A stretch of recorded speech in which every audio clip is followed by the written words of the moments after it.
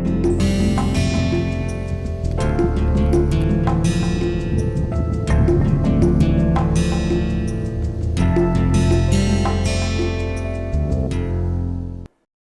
and welcome back once again. We continue our discussion on development and applications of special concretes, and today we'll conclude the discussion on fiber reinforced concrete that has been the mainstay of our module number 6. We started this module with a special discussion or a discussion on the rheology of concrete and started fiber reinforced concrete. Today we'll close the discussion on fiber reinforced concrete. So let's continue the discussion on fiber reinforced concrete, and today we'll focus on the properties of this concrete in the hardened state, having done the properties of fresh fiber reinforced concrete in the previous discussion. So this slide is more of a recap. This picture here showing the presence of fibers in a concrete matrix with coarse aggregate. This picture is something which we are familiar with, and we can imagine that in fiber reinforced concrete we'll have fibers of different lengths and diameters, which are represented by the aspect ratio, the L by D, different L by Ds of different materials, whether it's steel fibers or polyethylene fibers or glass or aramid kind of fibers. These different fibers will be mixed with the concrete, and what we are looking at is the properties of concrete as it hardens with these fibers.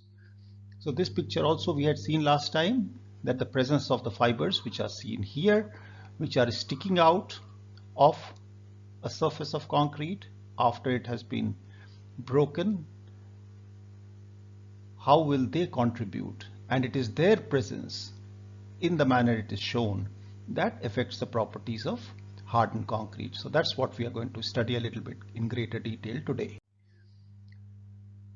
As far as the parameters that affect the properties of fiber reinforced concrete are concerned, it's on the concrete side, because at the end of it we are talking of concrete matrix on the one side, and we are talking of fibers on the other, and then we are talking of the interface and orientation issues.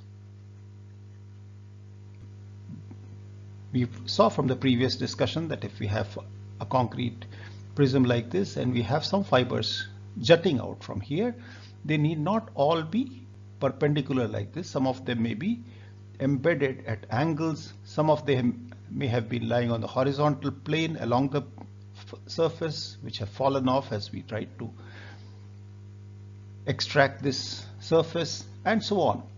So these factors are actually summarized here. On the concrete side we have the water cement ratio, the maximum size of aggregate S by A. On the fiber side we have the material, which could be steel, glass, aramid, polyethylene, whatever it is. The shape of the fiber, we talked about it last time, that it need not be smooth, there can be crimped, there can be hooked, and so on. Then of course there is the length and diameter of the fibers, which is together referred to as size here. And then we have the content issue, that okay, how much fiber is there? Is it 1%, 0.5%, 2%? And these numbers are given by volume of concrete. So when we say that we are talking of 2% fibers in the concrete, we are talking at 20 liters per cubic meter. This is the volume of fiber that we are talking about. So the content of fibers, and finally the orientation and dispersion. So all these factors put together, what we have at the end of it is the properties of hardened fiber reinforced concrete. Hardened concrete, in this case it will become fiber reinforced concrete. So moving forward, we have steel fiber reinforced concrete. It's more of a recap. The shape, size and content of steel fibers are determined according to the required strength and deformation characteristics of the steel fiber reinforced concrete. Of course, that is true for all other fibers as well. So what is being said here, we talked about this slide last time, that once we have a required strength, we can change these parameters. Given these parameters, we'll try to determine the parameters like strength and deformation characteristics and figure out whether it is acceptable to us or not. Then we have steel fibers are either mixed in the mixer with other materials or are sprayed or added at the end in an agitator truck. So fibers can be added at the time of mixing or after the mixing, or are just sprayed onto the surface. So there are different ways of doing it for different applications, and all of them are equally acceptable provided the engineers understand the implications of doing the fiber addition in one way or the other. As far as the shapes and sizes of fibers are concerned, we've talked about it at length. The length usually varies between 20 to 60 mm, diameters from 0.3 to 0.9 mm, which effectively means we are talking of aspect ratios between 30 and 100. But this is not a sacrosanct kind of numbers, and there are smaller fibers, there are larger fibers which are used depending on what we really want to have. The fiber content ranges from 0.5 to 2% by volume, which is equivalent to about 40 to 160 kgs by weight. And there are different kinds of fibers, which we saw in the first discussion on fiber reinforced concrete: sheared type, cut wire, machined fibers. There are other non-structural uses of fiber reinforced concretes. For example, glass fibers are sometimes used for non-structural use. And of course, we have applications in terms of concrete pavement, shotcrete repair, and some concrete products made with fiber reinforced concrete. So as far as the properties are concerned, let's take them up for a more detailed discussion. So in the steel fiber reinforced concrete, the steel fibers may be assumed to carry tensile stresses only after the cracking of the concrete phase. As we have in the case of normal reinforced concrete, the steel comes into play only after the flexural crack is formed. So in the fibers also, the tensile stress is transferred to the fibers only after the cracking of the concrete phase, and thus the tensile strength of the steel fiber reinforced concrete may be taken to be the cracking or the tensile strength of the concrete matrix itself. And that's what we talked about briefly last time also, that unless we go towards a very high fiber content, it is unlikely that we'll get a major upward revision of the tensile strength or the cracking strength of the fiber reinforced concrete. Having said that, the post-cracking behavior is what is most substantially affected. So the addition of fibers may not substantially lead to the increase in compressive or tensile strength, though the post-cracking behavior is a completely different story. That completely changes because only post-cracking the fibers come into play and take more and more load. Whereas flexural and bond strength, and especially the toughness of steel fiber reinforced concrete, increases as the fiber content increases, the compressive and tensile strengths do not considerably change with the fiber content itself. As I have been pointing out all the time, the fibers come into play only after the matrix has cracked. So the flexural and bond strength and the toughness definitely increases, as we shall see in this presentation. Compressive strength of steel fiber reinforced concrete is governed basically by the water cement ratio, as in the case of normal concrete. So with the addition of fibers, the workability gets reduced. For the workability in fiber reinforced concrete, we need to increase the S by A, and of course we may also need to put some more water. This is something which we have talked about previously as well. So the compressive strength is governed by the water cement ratio, as in the case of normal concrete. Improved strength in tension, flexure and shear, improved crack resistance, ductility and impact resistance, improved crack arresting capability, reducing crack width, and improves fatigue strength, high compressive toughness at compressive failure, high flexural toughness in bending, and high resistance to impact explosive loads. Now these are some of the characteristics of fiber reinforced concrete, which make the material interesting for cement and concrete engineers to study and explore and try to use as far as construction of certain special types of structures is concerned. As far as the fiber cement bond properties are concerned, now characterizing the interfacial bond properties and fiber debonding plays an important role in defining the characteristics of fiber reinforced concrete. So two analytical approaches to interpret the material properties for fiber debonding have been proposed. One is stress-based criteria, which basically talks of debonding of the fiber from the matrix will take place when the maximum shear stress at the interface reaches a critical value, and the energy release rate criteria, which says the debonding will propagate only when the energy flowing into the interface exceeds the specific resistance energy. the fiber cement bond properties can be measured by a pull-out test. So what we need to do is to carry out the pull-out test for fibers individually. That's what will give us an understanding of the fiber reinforced concrete behavior for a single fiber. Of course, when we are taking that result and taking it to the fiber reinforced concrete as a composite, we have to be careful about the reliability and scalability of those kind of thoughts, but that is the approach that is being suggested here. The fiber cement bond properties, the typical pull-out stress strain plots are given here. So this is fiber reinforced concrete and this is concrete, and if we subject this concrete specimen or the fiber reinforced concrete specimen to the load zone like this, then the moment there is a single crack formed, plain concrete simply collapses. So there's no way we can have any additional load carrying capacity left in it. But in the case of fiber reinforced concrete, there is a drop, but still there is some capacity for taking additional strains and deformation. So the load displacement relationship will be a linear relationship to begin with. Non-linearity may appear just before the peak load.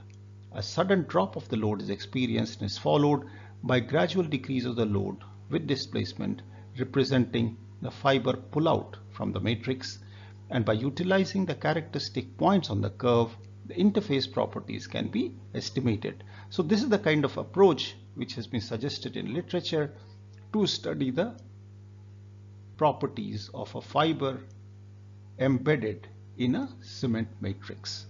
Multiple cracking can also be noticed in high performance fiber reinforced concretes at a higher dosage level, and that is what we see here. That is, here we have just a single crack that propagates through the system or through the specimen, and the concrete is not able to sustain any more loads.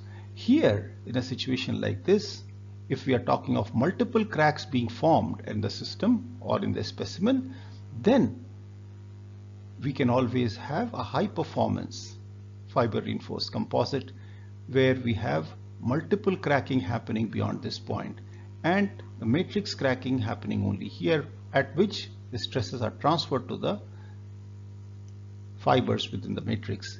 After this point, the load finally goes down and we can see substantial increase in the deformation capacity or the strains. From here onwards, we have post-cracking behavior, and that is what is important as far as fiber reinforced concretes are concerned. The effect of fiber addition on the tensile properties, this is something which we just discussed in a slightly simplified manner. Incorporation of fibers into concrete improves the tensile behavior, including strength, toughness, and failure mode. And we have two basic categories that we talk about: strain softening and strain hardening. So in the case of low volume fiber addition, say about 1%, the area under the deformation curve is higher in the case of fiber reinforced concretes, and a specimen is characterized by a single macro crack. So what we are seeing here is normal concrete, the way we discussed, peak load, a sudden decrease, and almost going to zero. I must also point out that it's not easy to obtain this part of the stress strain curve. It's only with specialized equipment where you're trying to do displacement control tests, it is possible to get this kind of a behavior or get reliable data for this part of the curve. In normal machines, it's sometimes not possible. When it comes to fiber reinforced concrete at say 0.5%, the peak load, yes, it improves a little bit. It may or may not improve as a matter of fact sometimes. But the issue is really in terms of the increase in this area that we have compared to the area under the curve here. So this is what we study a little bit more in detail and quantitatively when we try to study the characteristics of fiber reinforced concretes. Strain hardening is a behavior that we encounter especially at higher dosage levels, the higher dosage level of fibers. So if we see here stress versus displacement kind of a graph, we see that at 2%, 3%, 6 or 7.5%, this is what the load displacement curves looked like for a particular study. Characterizing these in a schematic manner, this is the kind of picture which has been presented, and we have different stages 1, 2, 3 and 4 characterized by, let's say, different points A, B, C and D. What do these points mean? Randomly distributed cracks start to localize and form the first major crack, and this is the bend over point at point B. So this is what is happening here. Here is the point where the matrix has cracked, and this is the elastic behavior of the composite with few micro cracks. Stress carried by fibers is transferred to the matrix through bond, and the matrix cracks again when the stresses in the matrix exceed the tensile strength of the matrix. So this is what's happening here. And then in stage 4 we have no further matrix cracking, and the load is carried by the fibers till they fail in tension or pull out or whatever happens here. So this is the kind of stages in which a fiber reinforced concrete fails. As far as the standardization of such tests is concerned, let's look at one of the pictures. This is from IRC, the Indian Road Congress, and what's being talked about is the behavior in bending. Flexural strength and toughness in fiber reinforced concrete are most important parameters for design and quality control. The flexural behavior of fiber reinforced concrete is evaluated by the enhanced post-cracking capacity expressed in terms of a set of toughness parameters that we'll just see in a minute what these toughness parameters are, obtained from the load deflection curve of the third point load test. So what is shown here is the IRC setup, where we have 450 mm here and 150 to 150 kind of a size of the specimen, and we have the load being applied in the center here, transferred to two places with these distances being equal. I would also like to draw your attention to the fact that this dimension is 150 and so is this dimension. So this does not really truly make it a beam.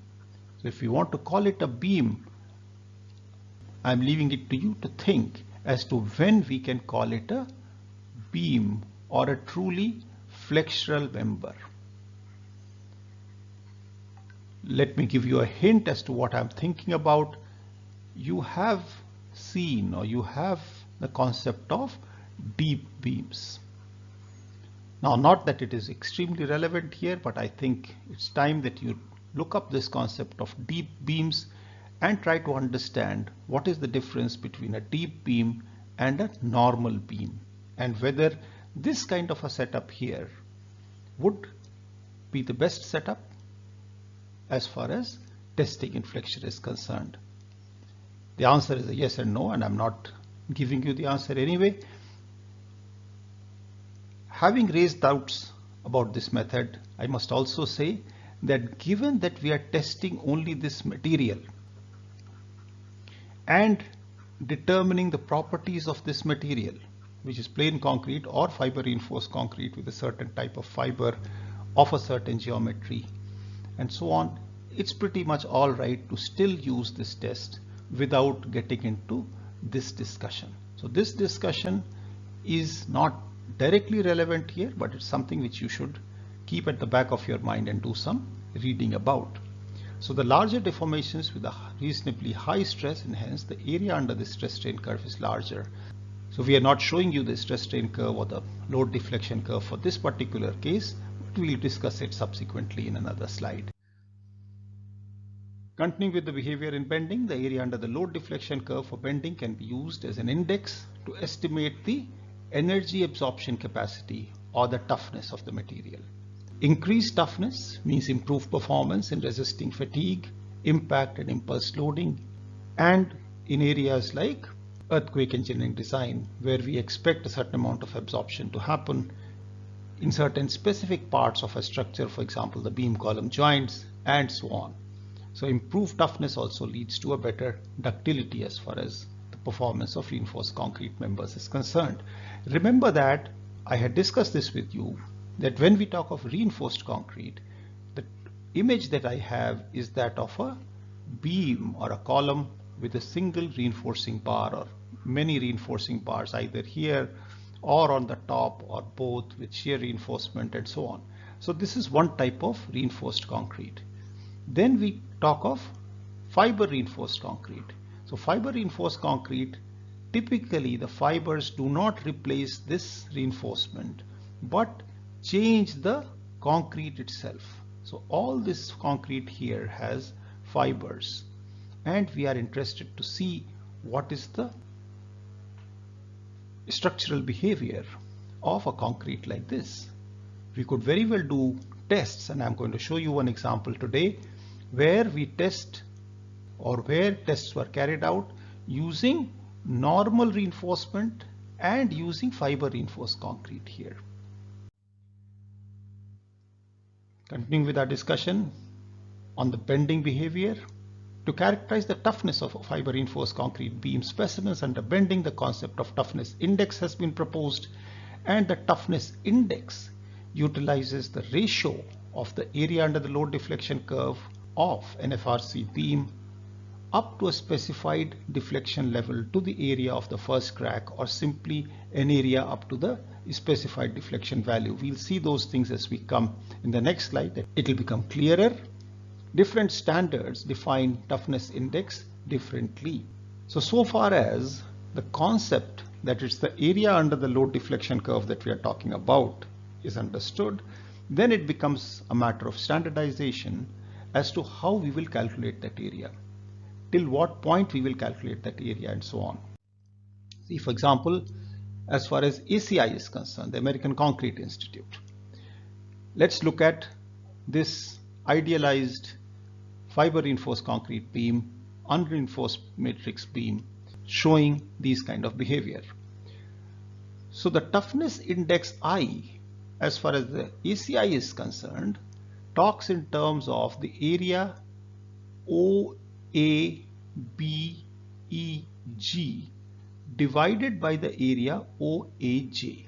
So we are talking of this area, which is a triangular kind of an area, because this part from O to A is largely linear. So this is a triangular kind of an area, and the ratio of this entire area here up to E. E means it is defined as a deflection of 1.9 millimeters. 1.9 millimeters, and for that you have to actually see what is the geometry of the specimens that is being used. What is the size of the specimen that we are talking about, and where are we measuring the deflection? Are we measuring it at the bottom? We are measuring it at the center, and so on. So those details are all specified in the test method as far as ACI is concerned. So the ratio of OABEG to the ratio of OAJ is one way of defining the toughness index. Researchers, however, have proposed another definition which talks of the area of OABF. Now OABF, that means you go all the way. You take the complete area. You do not stop at 1.9 millimeters. You include all this as well. Now once you do that, what is the denominator? Not the area under this linear part here, but the area under OAKL. So you go all the way here to this point L here and calculate this as the base, that this is the area under that curve as far as an unreinforced matrix beam is concerned. Compare this area with the area of the entire load deflection curve of a fiber reinforced beam. So these are two of the possible ways in which the toughness index can be defined. Please remember that at the end of it, what you get from experiments is the load deflection curve. And this load deflection curve is obviously a function of, or it's very closely related to, the geometry of the specimen that you're using. So once you're using a certain kind of geometry, a 1.9 millimeter deflection or whatever it is related to that. And once we get the load deflection curve, it's a matter of standardization as to how to go about getting what is called the toughness index. Basically, the idea being that we want to find out how much is the increase in the area under the load deflection curve with respect to unreinforced matrix. Continuing our discussion on similar lines, the Japan Concrete Institute defines toughness index as an area at the load mid-span deflection curve up to a value of 1/50 of the span. Now, if you're talking of 1/50 of the span and you're talking of the span to be 450 mm. If you're talking of 450 mm span, that was the span that I showed you in the IRC specimen. So if it's 1/50th of that multiplied by 1/150, we are talking of a deflection of 3 millimeters. So what we know is that here we have the area under this curve for fiber reinforced beam up to a delta of 150, that is span by 150. So this area is what we consider as the total toughness.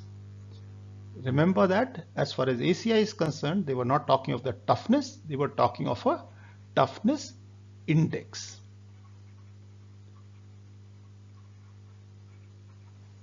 And this area under the curve was kind of normalized with respect to the area under the curve for an unreinforced specimen or unreinforced material.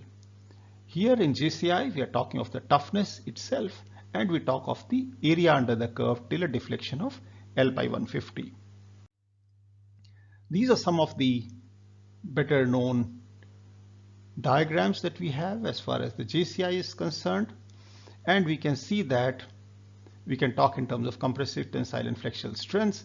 And as far as the load deflection curves are concerned, for this load deflection curve that we have the total toughness, the toughness ratio, the equivalent flexural strength and the residual flexural strength ratio, which can be determined. And they are all defined here in these diagrams, and the deformation characteristics are being measured using these parameters. So in this case, we have the total toughness at a certain level of deformation. The JCI says L/150, ACI says 1.9 mm, and so on. So we can talk in terms of total toughness as defined here.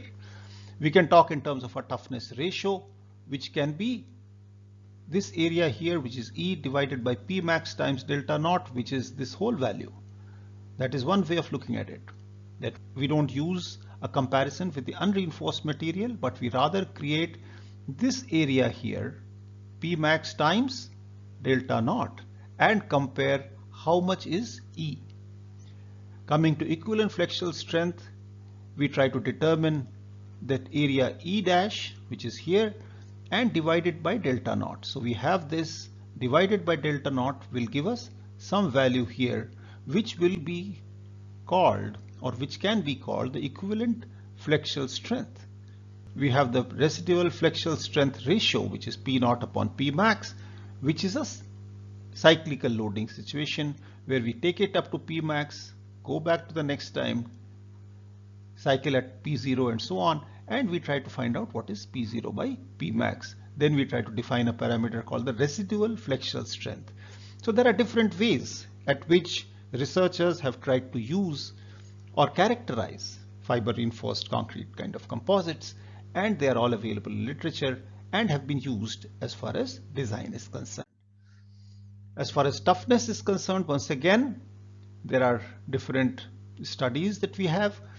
Here is a situation where the toughness or the load deflection curves have been plotted for different fiber volumes, 0, 0.5, 1, 1.5 and 2, and we can see that how we can interpret the kind of discussion that we had just now in the previous slide in terms of the area E and compare it with the toughness ratio and so on and so forth. This is the load deflection curves observed for different volumes of fibers. We can have a similar study with different fibers, and we can find that this is SF1, SF2, SF3, SF4 and SF5, and depending on the fiber that we use, the load versus deflection curves could be very, very different. This picture here shows how steel fiber reinforced concrete beams have been tested to failure. If we look at this beam, it shows a failure which is in shear. This is a propagation of the crack, whereas the same beam cast with steel fiber reinforced concrete with a certain amount of reinforcement here, which is not shown, the structural behavior changes and we see a flexural behavior.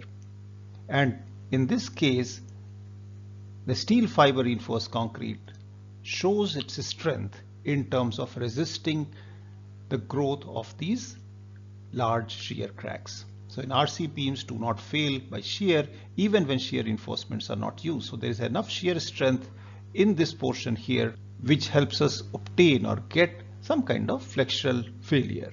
It is when we are testing beams of this size or this nature, then we come to realize as to what is the importance of this ratio, which is sometimes called the A by D ratio.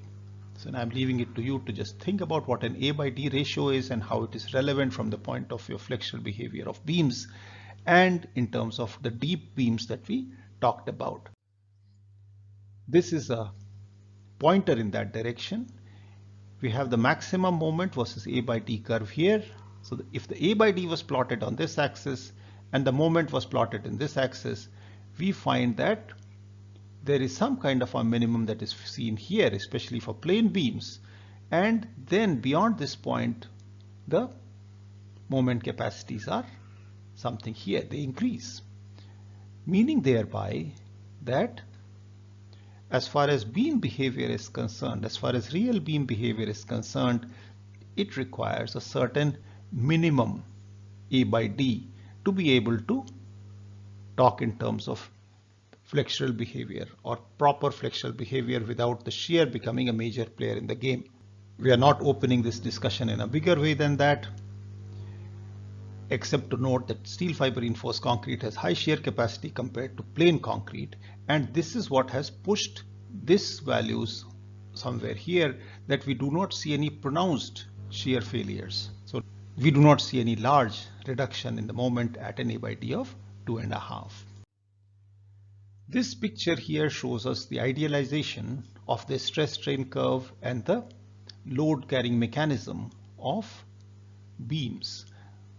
For the stress variation across the depth of a plain concrete beam, we are familiar with this diagram. This is the reinforcement, this is the steel strain, this is the strain in concrete, and then we neglect the stresses being carried by the concrete here, and we concentrate only on the stresses in steel. On the compression side, of course, we have this available to us, and finally we try to come to a position something like this where we say that okay, whether it is linear or it's not linear, some kind of a stress block develops with a certain centroid, the kind of force that happens here, this force and this force being equal, then there is this moment arm and we get the moment capacity. This is how we do normal plain concrete beam analysis. When it comes to fiber reinforced concrete, the major change is somewhere here, that for this particular strain distribution, there is a certain amount of stress being carried by the fiber reinforced concrete also, which is something which we neglected in plain concrete. So this becomes my strain distribution on the tensile side of the beam. Compression side, whatever changes happen, they happen.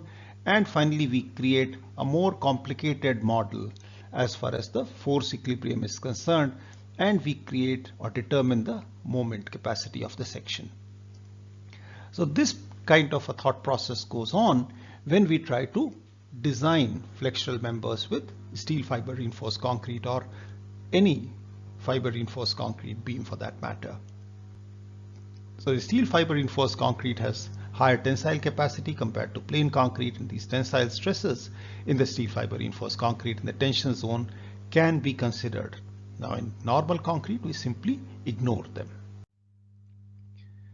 Once again, to reiterate, the properties of fiber reinforced concrete are largely in terms of improved strength in tension, flexure and shear, improved crack resistance, ductility and impact resistance, high crack arresting capability, reduces the crack width and improves fatigue strength, and the high compressive strength at fatigue failure, high flexural toughness in bending, and high resistance to impact explosive loads are some of the characteristics of the fiber reinforced concretes.